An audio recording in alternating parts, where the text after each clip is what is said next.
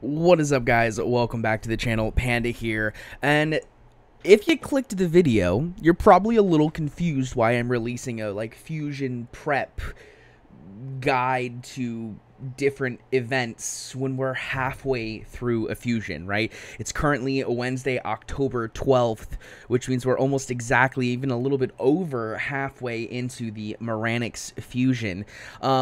And the main reason is because I'm personally not going for this fusion. And there's several reasons. I'm not going to get into it because it's not that important. But I have chosen not to go for this fusion. However, I am going for the epic Tomoe, this little lady right here. And because of that, I have to find 8 of these prosecutors. And so I have been participating in several of these events. And so I want to go over a little tips and tricks guide for what I do personally when I do any kind of event in the game. So let's go ahead and hop into my account. So you've got my account here. And if we go into my champions, you'll actually see that I already have 6 of these prosecutors ready to go, which means I only need to get 2 more. But you'll also know that we have a lot of these events still to come. And because of that, there's several things that I'm going to be doing over the next couple days for the rest of this fusion in order to make sure I can get that fusion. So the first thing that we have going on currently, I guess we can see them in game here, is we have a couple different events. We have the Artifact Enhancement event. And so what I want to do is I want to give you just one easy quick tip on how to do this Artifact Enhancement event. It's very strong. I guess I'll actually give you 2 tips because I've got 2. The first one is to have gear leveled to certain breakpoints. And those breakpoints would be, let me go ahead and find, where's my man-eater? Here's my man-eater. You'll see that I mean, you're not going to see it now, but this piece of gear right here was plus 12. I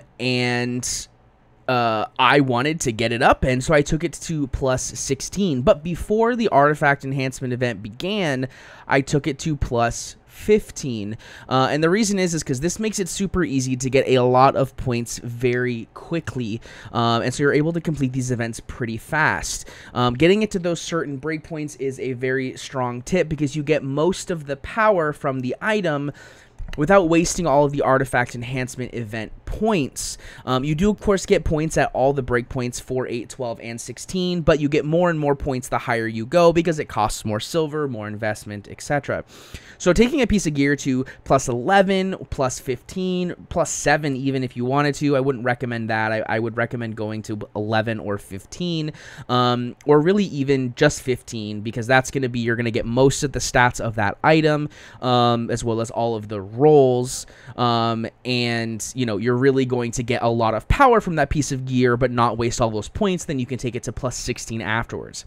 The second thing is going to be in my opinion, probably one of the best pieces of information I can give you, and that is going to be all of these curing shields and this 4-star resilience gear, or the 5-star gear that you craft in certain events or things that you get. And that is to roll these to plus 4 or plus 8, which I actually just ran out of silver, before selling them.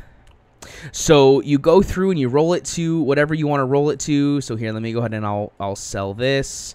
And then we'll go ahead and get this to plus 8. That should be enough. We get this to plus 8, and then we'll go ahead and we'll sell this, and we get 20,000 silver. And typically, if you roll to plus 4 or plus 8, you're gonna make a bunch of points for the Artifact Enhancement event, while also not wasting a ton of silver. So you get free points basically from your progression, which is a very, very, very, very good strategy. So another thing, obviously, is go ahead and save your selling of gear, your artifact purge, whatever it is that you want to call it, for right before or during these Artifact Enhancement events, so you can go through and level up this gear and sell it if it's bad to get some of your silver back. You'll see I have a lot of gear that I could go through. Unfortunately, as you also saw, I'm low on silver because I just got a Clan Boss team and a Hydra team and a bunch of other stuff built. I have no silver left. So we're kind of stuck when it comes to that situation. But overall, those are two really, really good strategies.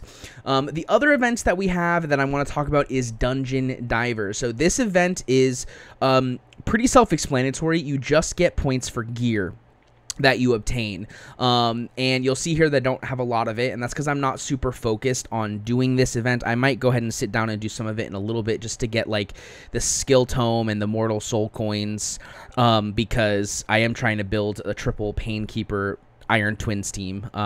So I mean, I might go and push a little bit here, but the trick here with Dungeon Divers is not doing it too fast. And the same goes for your dungeon and champion training events.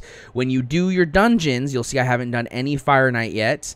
You'll also see that I have started on my champion training tournament, and that's because I wanted to build a certain champion, specifically my Rowan to 6-star, because of my Clan Boss team. So I went ahead and I've invested a little bit into champion training, and that's where my Dungeon Diver points have come. When you do a champion training and you run through 12-3 or 12-6, whatever you're running, you're going to get gear, which is going to count towards that event, your Dungeon Divers event. So you want to make sure you're double dipping as often as possible. Same goes for your Fire Knights, your Dragons, your Spiders.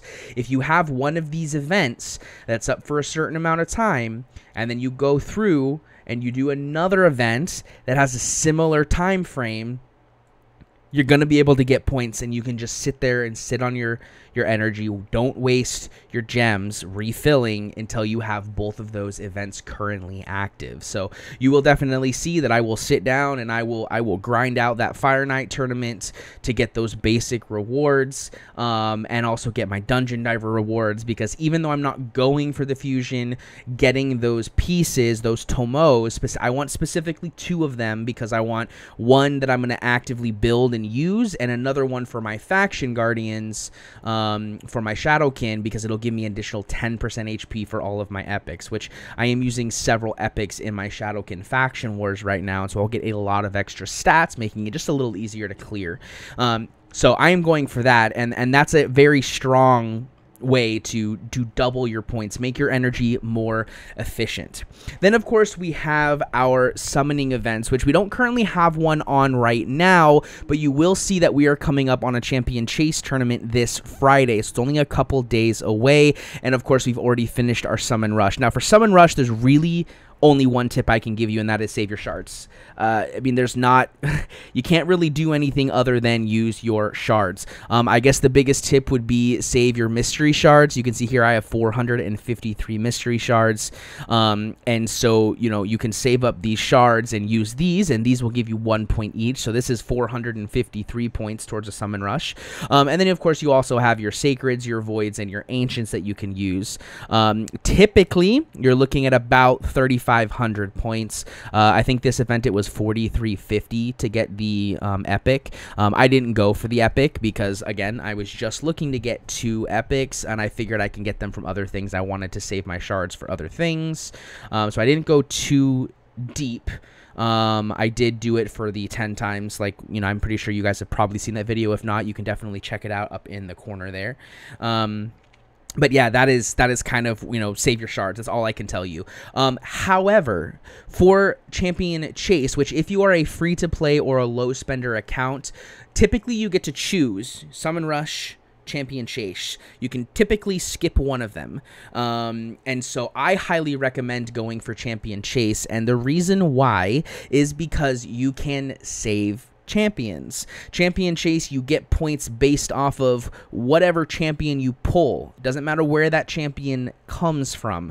So there's several champions that you can save. For example, I saved Mighty Uko from the last fusion.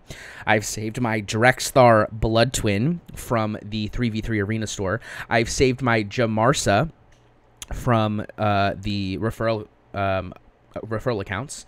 And I've also been saving up these other champions here. I got Yannicka. I'm only a couple weeks away from her. I'll have Archmage Helmet after the next Doom Tower rotation goes through. And Mithrala Lifebane, I am slowly but surely making my way there with Hydra. So you'll see that I've saved specifically these champions in order to make sure that I have several hundred or thousand even points that I can just pull right away for any champion chase that comes. You also have the ability to fuse champions. So obviously we have the Moranix fusion here. You notice that I have 6 of these guys ready, but I haven't fused a Tomo yet because I can fuse Tomo during the champion chase event and get some more points for the champion chase event, which means I'm just getting free rewards. Now obviously you're not always going to have this type of fusion. You know, you're normally going to have a fragment fusion, so you can't pull the fragment champion to get the fragment champion because you don't have the fragment champion. But there are other things you can do, such as fusing Relic Keeper, Rosin, or Broadmaw. I think typically most people do fuse Broadmaw. It's the easiest and cheapest way to go, but it does require these specific void rares. These 2 over here are going to be the hardest. There is a copy of each of them in the 3v3 store, but you can only buy 1. So definitely be careful about how you do this. If you find either of these 2 champions specifically, which you'll see here, I actually have some of them saved up so that I can make a Broadmaw fusion at some point, but I haven't gotten another copy of Bloodhorn. But I fused, I want to say 4 or 5 Broadmaws at this point, specifically for champion chase points, because it's 350 points, which saves me a lot of points, a lot of shards and other things from getting this. So definitely a huge thing. There are a couple other things as well. For example, you can see here I'm saving my Arbiter. I have not opened my Arbiter because that is another 1,000, I think, or 500. I think it's 1,000 points for champion chase that I'm just holding on to. Because at the moment, although she's a great champion, I can't build her, I can't book her, so really she's not going to do anything for my account at this particular moment. So I'd rather use her later to get rewards when I'm actually able to build her. So you'll see I'm sitting on that champion. Also, pro tip, if you are doing login champions, you come in here to your daily logins and you're getting close to one of these guys down here, or you're getting close to this Visix down here, or close to Cleopetrix. Well, I mean, I guess Cleopetrix is a little bit different, but any of these login champions, if your inbox or your champion box is full and you collect it, it will go to your inbox for 99 days. I collected my Tanix Hate Flower when I had a full box about 13 days ago or 12 days ago, and she is still sitting here for me to collect during a champion chase tournament or a CVC for those extra rewards. So a couple little interesting tips there that I think are very helpful for doing these certain events. There are, of course, other tips, but these are the ones that I think helped me the most when I first started. There are some other things, like, for example, if you know that you have a tag team event coming up, don't use your tag team event currencies, you know, your entrances, before the event starts. You only get 10 a day plus your refreshes, so save your 10 until that event starts. Do them in the morning. It's not like regular arena tokens. They don't regenerate throughout the day. They regenerate at reset. So just keep them at 10 of 10 until that event starts at 12/1, whatever time it starts for you guys. And then you'll be able to use them when you wake up the next morning, or if you stay up that late, however you guys want to do it. And you're able to get a lot of free points that way. It's one of the mistakes I was making very early on that hopefully you guys don't make. But yeah, I mean, I think that that's pretty much the main ones that I do recommend, kind of those tips for doing these events effectively, is just try to double down as often as possible. Make your resources really count.